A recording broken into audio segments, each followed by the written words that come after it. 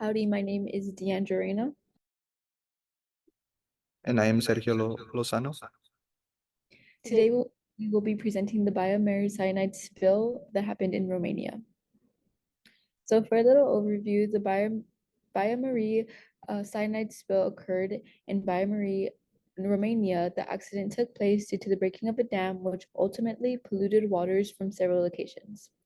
Roughly about 100,000 cubic meters of cyanide polluted the waters that entered the Lapis River, Taizai River, and Dunbay River, to name a few, therefore resulting in the polluted waters. The chain reaction of pollution resulted in a devastating shutdown due to the killing of fish, environmental hazards, and destruction of local ecosystems. So here we have a little picture before and after of the water where we can clearly see the spill and the after picture resulting in discoloration to the water. How did the cyanide spill in Biomare occur?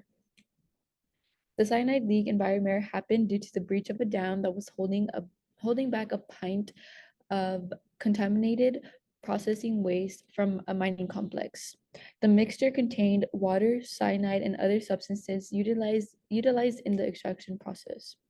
The specific reason for the break was a result of mixture factors, including the volume of the pond that increased dramatically due to the heavy rainfall and melting snow combined, which weakened the dam structure.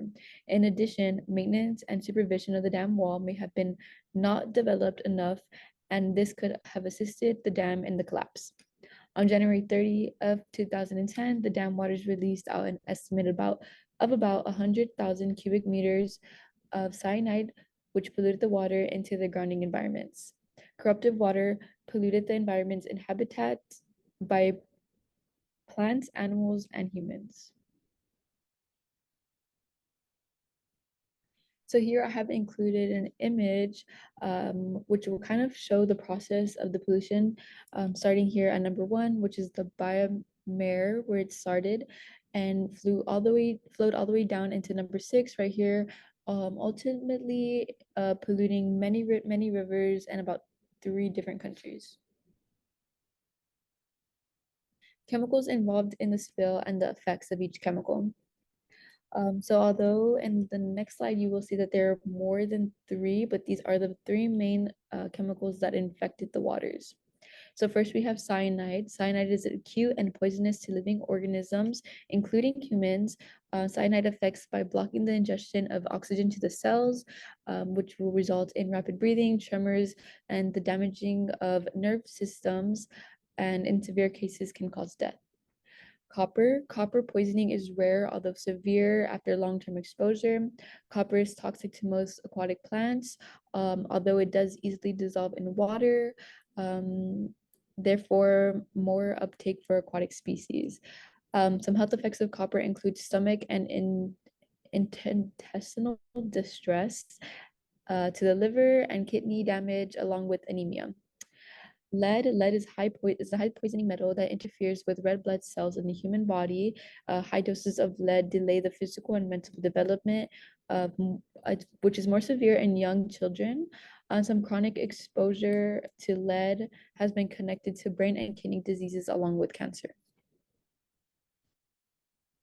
So like I said before, there were many different chemicals involved in this spill, but those were the main 3. Hazard products produced due to the chemical spill in Biomare. Environmental damage with the tremendous amount of fish and adverse impacts of other water organism, the reaction of cyanide, which is believed to collapse cell breathing and therefore resulted in death, which became evident. The environmental hazards outcome of the cyanide chemical spill in Biomare pose several risks to both human beings and the environment. Cyanide is used in mining activities. Once again, therefore, the chemicals are very hazardous. 2 of the main productions of the cyanide spill that greatly affected humans were both the death of fish, along with the contamination of the water that would no longer be able to be used for drinking or farming, which also affected the economy due to, for example, fishermen no longer being able to fish, or even local restaurants no longer being able to use aquatic animals for serving. So here I just included a picture of the fish from the waters that were contaminated to really just put into perspective how hazard these chemicals were to living species, more specifically the aquatic animals in the waters. So moving on, I wanted to talk about the aftermath of this tragic event. What exactly happened as a consequence or consequences?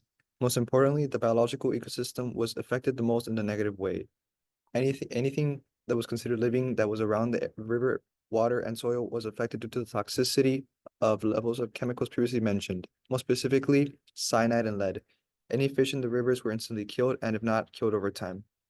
Plant life around the water sources were also affected and almost killed immediately. Animal life was affected too as they would use the river as a water source. This unfortunately led to low diversity amounts of wildlife and poor soil fertility. Secondly, the humans were affected indirectly as well. The consumption of contaminated water was definitely a form in which humans were affected. The water during this time contained high amounts of cyanide, lead, and other toxic chemicals. The consumption of these chemicals would lead to diarrhea, vomiting, nausea, etc. When consumed in high concentrations or amounts, it could also lead to death. Eating contaminated wildlife such as fish could potentially lead to food poisoning or possibly cyanide poisoning as well. Lastly, a major factor of the aftermath was the economic impact. Locals who would use the ecosystem to farm crops or farm wildlife were also affected negatively as their crops would fail to grow due to poor soil fertility and their livestock would perish due to drinking contaminated water. Although this isn't all that occurred, these are most definitely the major key points of the aftermath consequences that occurred. So how are these problems addressed and how are the toxic chemicals removed? I think it's important to firstly address that there hasn't been a single true effective treatment or success for the problem. There are certainly plenty of extensive measures taken to treat the problem and they're still being done today. One of the major treatments was adding sodium hypochlorite to help neutralize the cyanide that was present. Neutralizing it would bring down its toxicity level significantly and would mean its presence in the ecosystem won't be as significant as it once was. Removing the highly contaminated sediments was also another effort to help reduce the disaster. Finding areas with high amounts of cyanide and removing them would help prevent further contamination and would prevent potential wildlife from being exposed. Lastly, the local government is continuously keeping monitorization on the water to help keep update on the condition of the water. This is basically done to help see if the treatment methods are working or not. These are the references me and my partner used for this presentation. This is our group charter. Thank you and Gigam.